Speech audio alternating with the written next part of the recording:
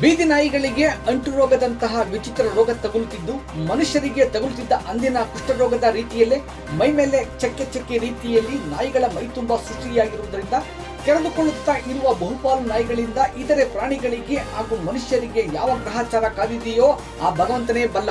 ನಮಸ್ಕಾರ ಪ್ರಿಯ ವೀಕ್ಷಕರೇ, ಸಂಗ್ರಾಮ ಟಿವಿಗೆ ಸ್ವಾಗತ. ನಾನು ನಿಮ್ಮ ಅಸಿರ. ಬೆಂಗಳೂರು ದಕ್ಷಿಣ ಜಿಲ್ಲೆ ಚನ್ನಪಟ್ಟಣ ತಾಲೂಕು ನಗರ ಹಾಗೂ ತಾಲೂಕಿನಲ್ಲಿ ಬೀದಿ ನಾಯಿಗಳ ಪೈಕಿ ಬಹುಪಾಲು ನಾಯಿಗಳು ಇಂತಹ ವಿಚಿತ್ರ ರೋಗಗಳಿಂದ ಬಳಲುತ್ತಿವೆ ಎಂಬುದರಲ್ಲಿ ಎರಡು ಮಾತಿಲ್ಲ. ಮೈಮೇಲಿರುವ ಕೂದಲುಗಳು ಉದುರಿ ಕಜ್ಜಿಗಳ ರೀತಿಯಲ್ಲಿ ಮೈಯೆಲ್ಲ ಉಲ್ಬಣವಾಗಿ ನಾಯಿಗಳ ರೂಪವನ್ನೇ ಈ ವಿಚಿತ್ರ ಅನಾಮಿಕ ರೋಗ ಸೃಷ್ಟಿ ಮಾಡಿದೆ.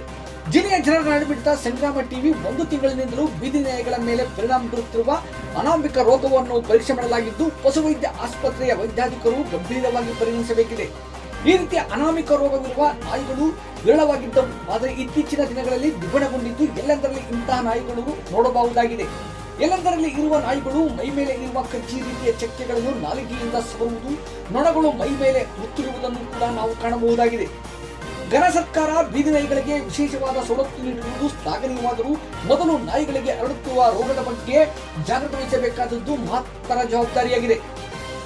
ದಶಕಗಳಿಂದಲೂ ಮಾನವನ ಮೇಲೆ ಮಂಗನ ಕಾಯಿಲೆ, ಹಂದಿ ರೋಗ, ತೋಲೆ ಅಕ್ಕಿ ರೋಗ, ಇತರೆ ಪಕ್ಷಿಗಳ ರೋಗ ದಾಳಿ ಮಾಡಿ ಸಾವಿನಂಚಿಕೆ ತೆಗೆದುಕೊಂಡು ಹೋಗಿರುವ ನಿದರ್ಶನಗಳಿವೆ ಎಂಬುದು ಗಮನವಿರಲಿ.